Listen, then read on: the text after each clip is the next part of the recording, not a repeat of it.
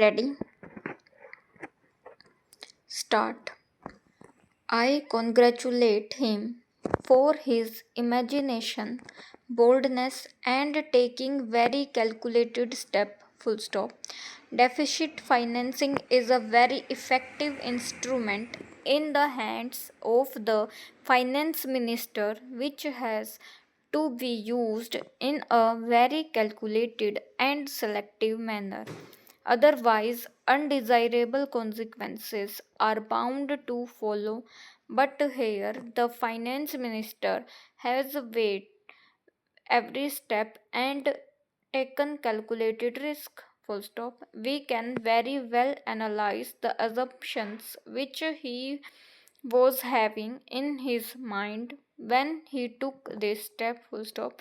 Where he did not levy any additional tax and left such big deficit uncovered. Full stop.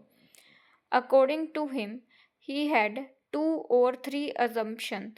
One is that monsoon is going to be good. We will have normal agricultural production and with the stocks at our disposal. With normal monsoon, with good agricultural produce in our hands, there will not be any big problem. Full stop. That is one assumption. Full stop. Another assumption is what he has clearly stated in his budget speech, announcing a number of concessions in the case of direct taxes. He expects that everyone will behave properly. Full stop. Exception limit was raised from rupees 40,000 to rupees 50,000. Surcharge reduced from 20 to 10%. Full stop.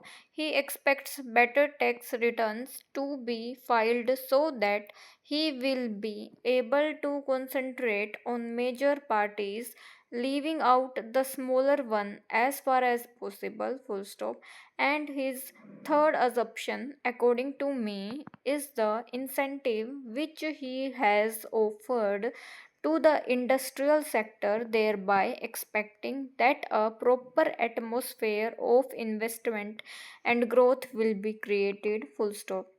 Now, these are the three or four assumptions on which he seems to have framed his budget proposals. Full stop. Now, it is the people who have got the benefit, got all the concessions that the finance minister himself has offered without anything asking for the same. Full stop. I do not think that any pressure was brought on the finance minister for these concessions. Full stop. He on his own knowing the working of the industry department, knowing also the working of the finance department, has announced so many concessions with a view to create a proper atmosphere of growth and production. Full stop.